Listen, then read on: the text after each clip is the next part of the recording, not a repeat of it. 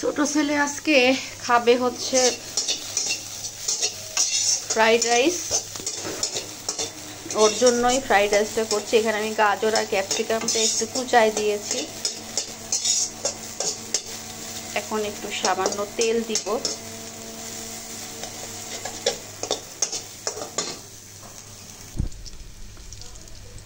এখানে testing salt দিই। Testing সল্টটা দিয়ে আর একটু নাড়াচাড়া করি। এখানে একটু ভাজা ভাজা হয়ে আসলে এরপর আমি দিয়ে দেই সয়া সস। কারণ সয়া সসটা আর টেস্টিং সলে যেটা স্বাদে এক কথায় খাবারের স্বাদটা অনেক বাড়ায় দেয়। যদিও টেস্টিং সলটা আনহেলদি, তারপরেও এখন আমরা তো আর স্বাস্থ্যের কথা চিন্তা করি না, আমরা মুখের স্বাদের কথাটাই চিন্তা করে রান্না করি।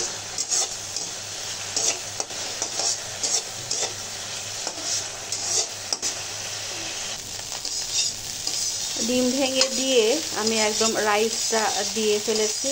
আজকের রাইসটা আসলে আমার ফ্রিজে রান্না করা ছিল না, সঙ্গে সঙ্গে রান্না করে নিয়ে আমি ভাজাভাজি করছি।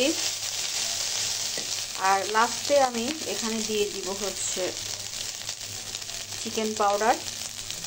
এটা ছাড়া আসলে ফ্রাইড রাইসের স্বাদ দ্বিগুণ হয় না। নর্মালি ফ্রাইড রাইস আর চিকেন পাউডার আর কি, চিকেন পাউডার দিয়ে ফ্রাইড রাইস করলে স্বাদে অনেক গুণ বেড়ে যায়। এখানে আমার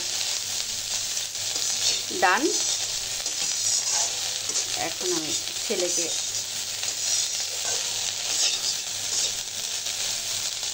এটা খুব হাই হিটেই রান্না করলাম। আমার রান্না বাস শেষ। এই খাবার ছেলের জন্য রেডি।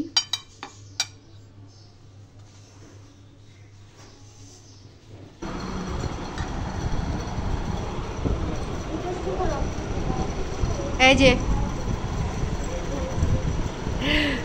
তোমার ফ্রাইড রাইস, এটা ভেজিটেবল ফ্রাইড রাইস। খেয়ে দেখো, চিকেন না। খেয়ে বলো কেমন হয়েছে। এগুলো হচ্ছে ক্যাপসিকাম।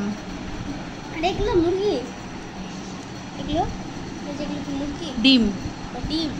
হ্যাঁ, খাও। আচ্ছা, আমি তোমাকে শিখাবো, আগে খাও। কেমন হয়েছে, মজা হয়েছে কিনা বলো। কেমন হয়েছে? মজা। Thank you. এখন খাও।